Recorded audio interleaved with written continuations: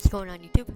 I'm the Ultimate Hacker, here for another video, and recently, about 4 hours ago, Operating DC uploaded a brand new intro as a sneak peek of what his next videos are going to look like. I made that intro.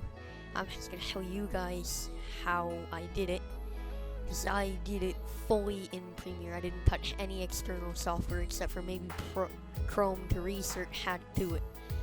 But other than that, I did it all in Premiere. So, without further ado, let's get into this one. Let's create a project here. I'll call it project.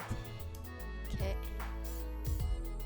Sequence, I usually go for DVC Pro HD, 720p and 720p 60 frames per second. So here's that.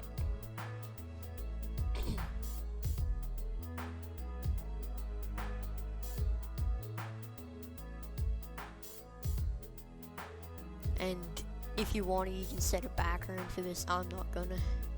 I'm just gonna say white color matte. So to do that, we'll right click, new item, color matte. Yeah. And then we'll do 1280, 720. So 720p, it matches our video. White, and then choose name for new matte. I'll call it white background. I cannot type. Alright, so we'll drag that in, extend it for the amount of time we want. We'll see. I don't usually have intros that long, so I'll zoom it in, and then extend it to about 8 seconds. So that'll give us a blank color matte. The next thing we need to do is to design a title. So we'll do that by right-clicking in our project, selecting new item and then title.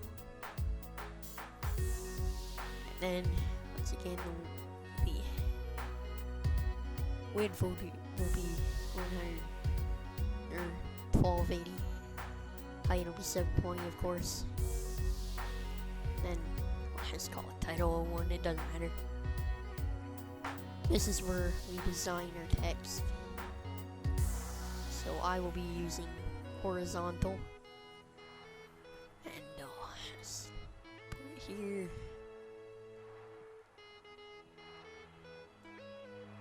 Then we want to choose a font with not a lot of edges. So for example, something like Impact, that's my regular font.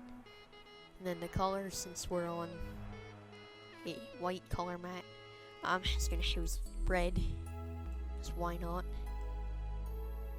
Then we'll center it, and then we'll try and guess where I put that. There we go.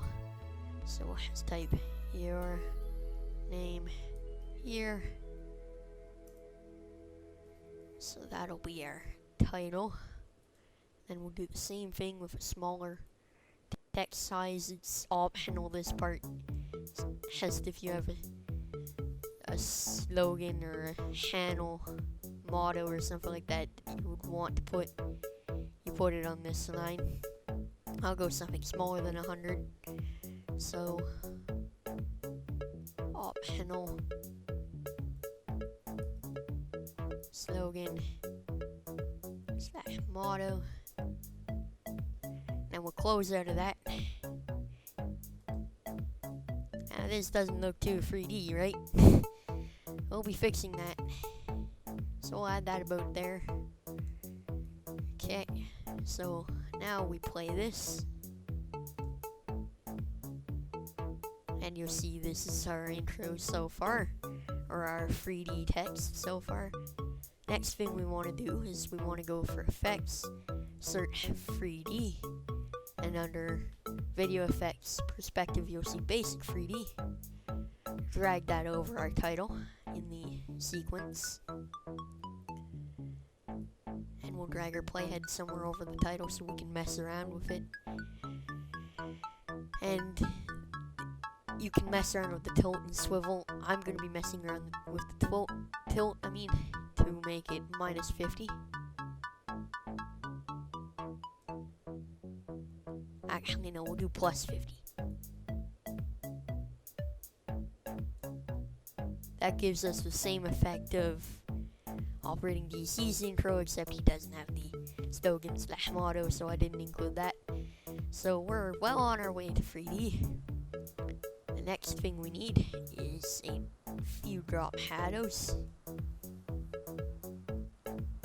So search drop shadow.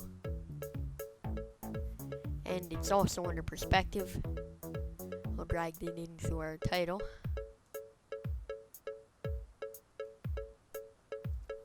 And if you're wondering how to get to this part, you'll see source, no clips, and then beside that you'll see effect controls. You just click on your title, you'll see this window.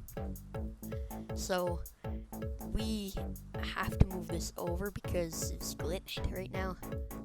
So just move it over to the center if you want. I will. And then this still doesn't look quite 3D. In fact, it looks kind of blurry. So to fix that, under our drop shadow, we'll set the opacity to 100%, giving us a sharp text. And then for direction, to achieve what I had with Operating DC, which was like basic 3D, you can see the top. I have set the distance to 0, or not distance, direction. And then distance has to be 1. It has to be, like, for the first shadow, it has to be 1, and the next shadow, and so on and so on. I'll explain that later. It has to be a maximum of double the previous one. So for this, because we're on red, I'll just do it black. So this doesn't look too 3D yet. That's because we need more drop shadows to do this. Like, to make clones of drop shadows, we just hit our Control C by I can't speak. We'll select our drop shadow and effect controls. Hit Control C, then Control V a few times. And this is where we mess with the distance. So you see that the previous one is 1. 1 times 2 is 2. See if we can drag this. Go 2.